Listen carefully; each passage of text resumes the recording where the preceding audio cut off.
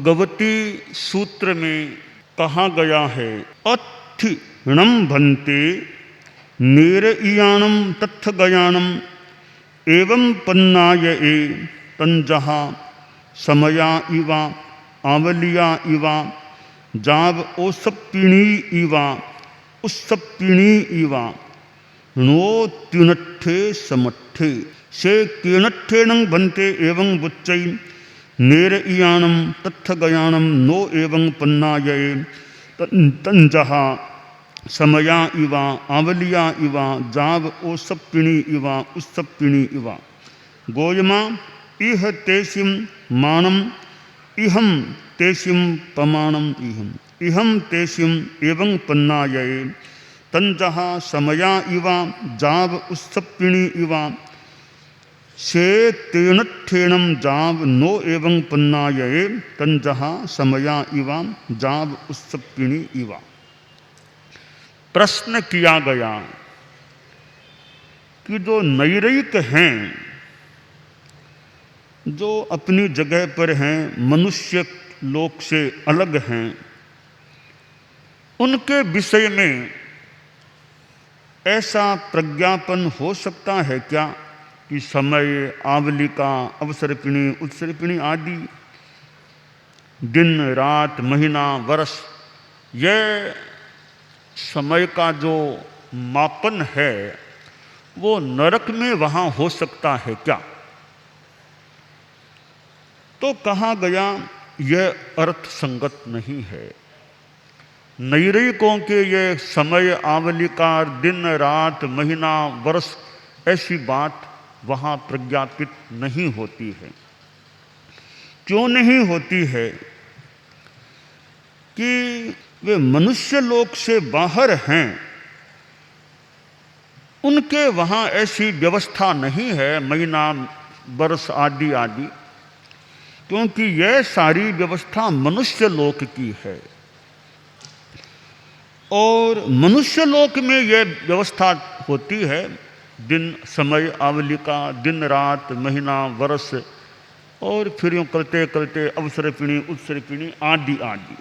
इसका कारण है कि हमारी सृष्टि में, विश्व में दो प्रकार के क्षेत्र हैं। एक समयक क्षेत्र और दूसरा समयातीत क्षेत्र। मनुष्य लोक है, इसमें जम्बू द्वीप, धातकी खंड, अर्ध पुष्कर द्वीप, ये 2.5 द्वीप कहलाता है। यह मनुष्य लोक है, यह समयक क्षेत्र है।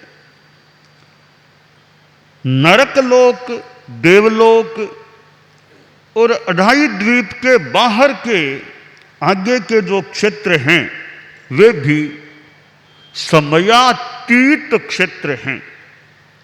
वहाँ समय का विभाग नहीं होता। 2.5 द्वीप के बाहर सौरमंडल गतिशील नहीं होता, वहाँ सूर्य गति नहीं करता, चंद्रमा गति नहीं करता।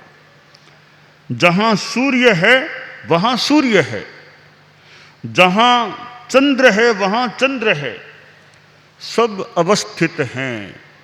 कैसे हमारे यहाँ सूर्य चंद्रमा का क्रम है, वैसे 2.5 द्वीप के बाहर नहीं होता। सूर्य है तो सूर्य बस स्थिर है, चंद्रमा है तो चंद्रमा है। दिन रात वाली व्यवस्था वहाँ यह क्रमशः परिवर्तनशील वाली व्यवस्था नहीं होती है। इसलिए इस मनुष्य लोक के बाहर जो द्वीप हैं वहाँ भी यह काल विभाग की दिन रात महीना वो व्यवस्था वहाँ चलती नहीं है, नहीं होती है। काल का विभाग यह मनुष्य के लिए है, मनुष्य लोक में है। मनुष्य ही अपने काल प्रमाण के आधार पर नरक गति, तिर्यंच और देवगति के आयुष्य आदि की काल मर्यादा का निर्धारण करता है।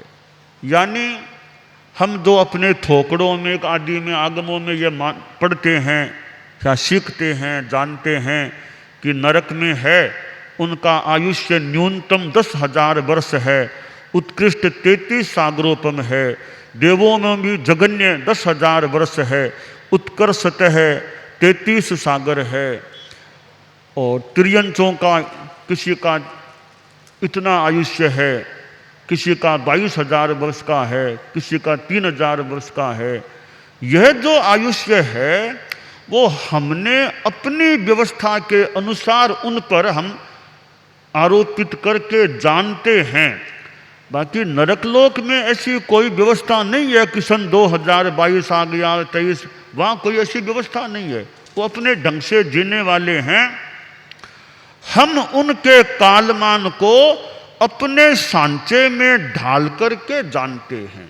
बाकी उनके वहाँ उनको कोई पूछे कि किस दिनांक में जन्मवार, क्या उनका क्या दिनांक है, पता नहीं वो क्या उत्तर देंगे कि तुम कितने वर्ष के हो गए, कितने बड़े, वो क्या जवाब देंगे। तो हम अपनी जो काल की व्यवस्था है उस ढांचे में उनको ढाल करके हम यह ज्ञान करते हैं इतने वर्षों का उनका कालमान है, आयुष्य आदि आदि है। तो नरकलोक में, देवलोक में ऐसी, और मनुष्य लोक के बाहर जो क्षेत्र हैं स्त्रीयक लोक में, वहाँ कोई ऐसी समय की व्यवस्था मापन की होती नहीं है। काल 2 प्रकार का होता है, नैश्चयिक काल और व्यावहारिक काल। नैश्चयिक काल का लक्षण है वर्तना, और उत्तरध यूनानी में काल का यही लक्षण दिया गया है। तत्वार्थ सूत्र में काल के 5 लक्षण बताए गए हैं, वर्तना, परिणाम, क्रिया, परत्व और अपरत्व। इनमें वर्तना और परिणाम का संबंध नैश्चयिक काल से तथा क्रिया, परत्व और अपरत्व का संबंध व्यावहारिक काल से है। तो ये जो मनुष्य क्षेत्रवर्ती हैं, समय, आवलिका आदि, ये व्यावहारिक काल के द्वारा ही, इसी हम आधार पर हमारे मनुष्य लोक में जो काल की व्यवस्था है, समय, आवलिका, मुहूर्त, दिन रात, फिर ये पक्ष है, एक महीना, वर्ष, अवसरपिणी, उत्सरपिणी आदि ये चीज़ें हैं। हम इस आधार पर यह जीवों की कर्म स्थिति, भवस्थिति, काय स्थिति आदि का परिच्छेद होता है, हम जान पाते हैं। यह संख्य, असंख्य, अनंत जो हैं काल के विभाग, ये सारे हमारे व्यावहारिक काल के आधार पर होते हैं। तो सारांश यह है कि नरकलोक और देवलोक में तथा मनुष्य लोक के बाहर जो क्षेत्र हैं, इनमें वो समय, आवलिका, महीना, वर्ष आदि आदि रूप काल की व्यवस्था नहीं होती है। यह हमारे यहाँ मनुष्य लोक में होती है। हम हमारे यहाँ की व्यवस्था के अनुसार उनके भी काल का मापन कर लेते हैं, उस रूप में जान लेते हैं। तो काल है, समय है, समय तो बीतता है। इस काल की चक्की में, काल के चक्र में कितने लोग आए और कितने चले गए। भगवान राम, भगवान महावीर, भगवान पार्श्व, ऋषभ आदि आदि कितने महापुरुष भी दुनिया में आए और एक दिन चले गए। ये काल का चक्र है। तो ये अवसरपिणी उत्सरपिणी काल है। एक काल चक्र में, एक अवसरपिणी उत्सरपिणी काल में एक एक जीव के कितने भव, कितने जन्म मरण हो जाते हैं। आज कार्तिक कृष्णा तृतीया का दिन, और कार्तिक कृष्णा तृतीया की तिथि में हमारे धर्म संघ के 6ठे आचार्य श्री मानक गणी भी आगे पधार गए थे। यानी आज से 125 वर्ष पहले इसी कार्तिक कृष्णा तृतीया की रात्रि में सुजानगढ़ में परम पूज्य मानक गणी का महाप्रयाण हुआ था। तो आज उनकी वार्षिकी 125वीं 125वीं उनकी आज वार्षिकी तिथि है। एक समानता मानक गणी और आचार्य तुलसी में है।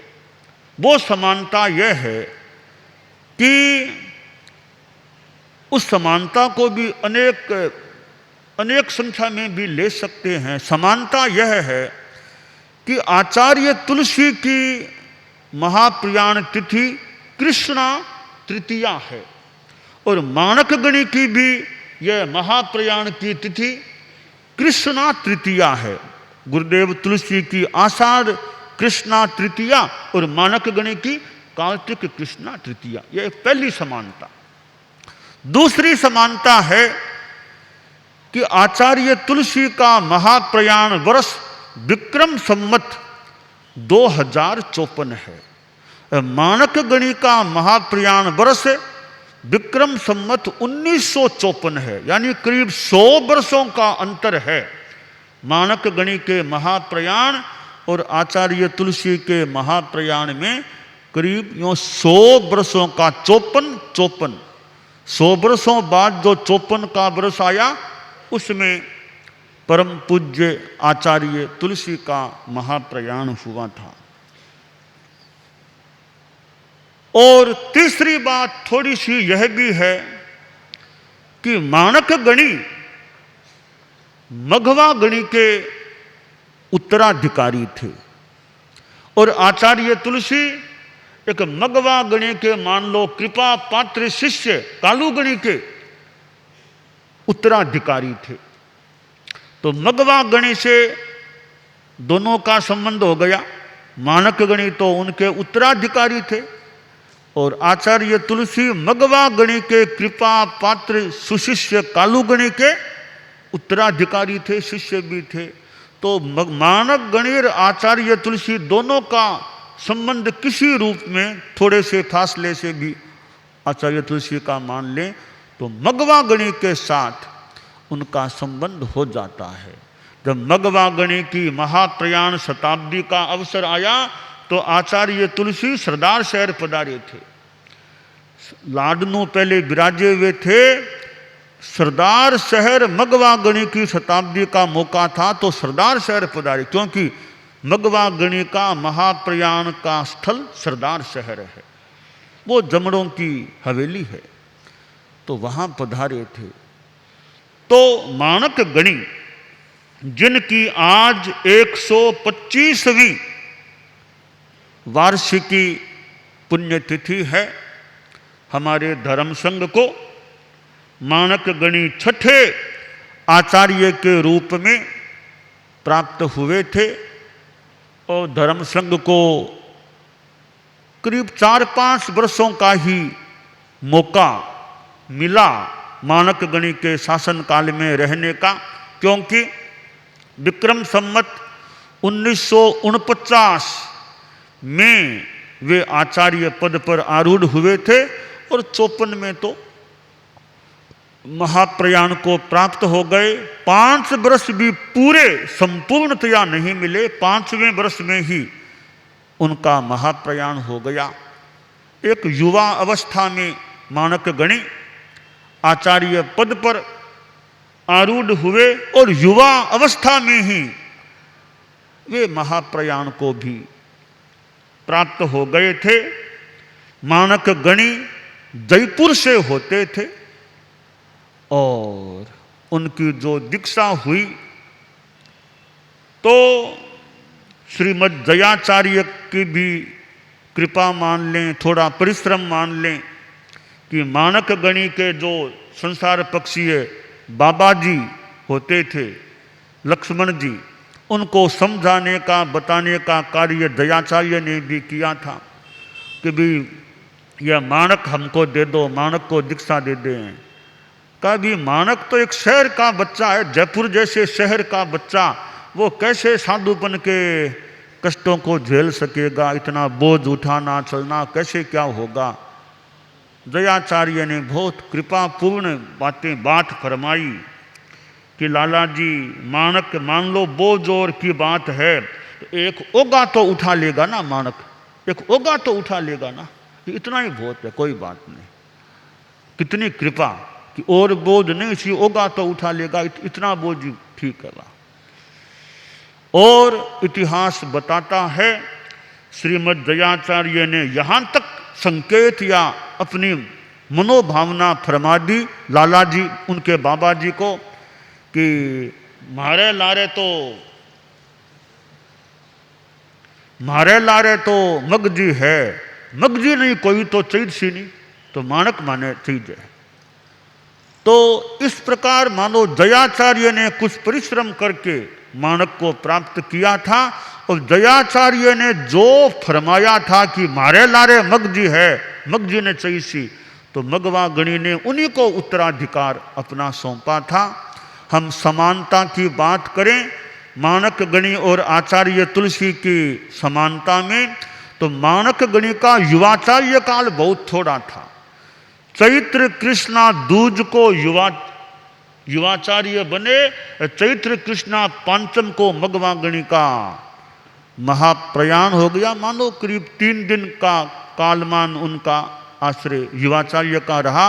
उधर हम आचार्य तुलसी को देखें, भाद्रव शुक्ला तीज को कालू गणित प्रवर ने मुनि तुलसी को युवाचार्य बनाया, और भाद्रव शुक्ला छठ को कालू गणी का महाप्रयाण हो गया। तो वो ही करीब 3 दिन तुलसी युवाचार्य तुलसी को, दोनों का युवाचार्य काल भी लगभग समान होता है। यो माणक गणी और आचार्य तुलसी में सुना यह भी है, पढ़ा भी होगा कि माणक गणी के मन में कुछ नवीन करने की भावना थी, संग में कुछ नवीनता लाऊं, परंतु कुछ तो कालमान भी उनका थोड़ा ही रहा या और कोई परिस्थिति रही होगी, पर यह बताया गया है कि माणक गणी धर्म संघ में कुछ परिवर्तन नवीनता लाने के इच्छुक थे, पर वो ला नहीं सके या वो कार्य हो नहीं सका होगा। उस समय की कोई परिस्थिति और कालमान भी, आचार्य काल बहुत थोड़ा रहा, तो आचार्य तुलसी ने तो नवीनता ला दी, माणक गणी लाने की सोची तो होगी पर ला नहीं पाए होंगे। यूँ अनेक बातों में हम आचार्य श्री माणक गणी और आचार्य श्री तुलसी में समानता का दर्शन भी कर सकते हैं।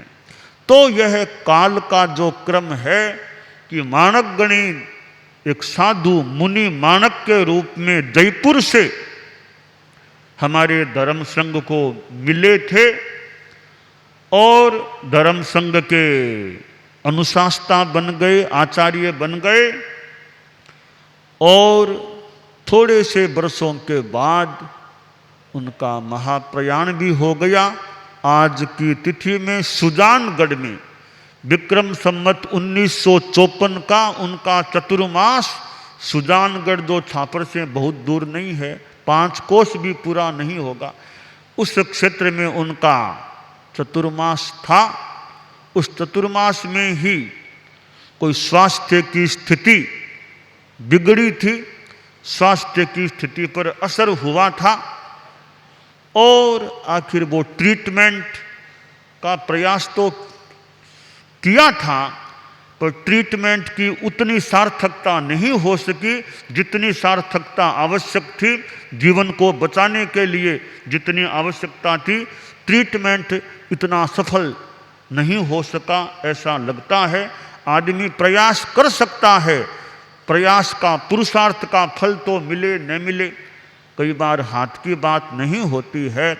तो माणक गणी को भी हम लोग यानी हमारे पुरखे जो थे, मानो बचा नहीं सके या बच नहीं सके या आयुष्य का जैसा भी योग था, तो आज की तिथि में, आज की रात्रि में माणक गणी का महाप्रयाण सुजानगढ़ में 125 वर्ष पहले हुआ था।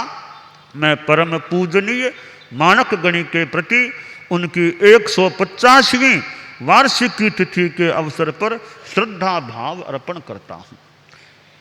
दानान शिष्ठम अभयपयाणम सच्चेषु या अणवज्रं वयन्ति तवेषु या उत्तमं भजेरं लोगुत्तमे समणे णाय पुत्ते।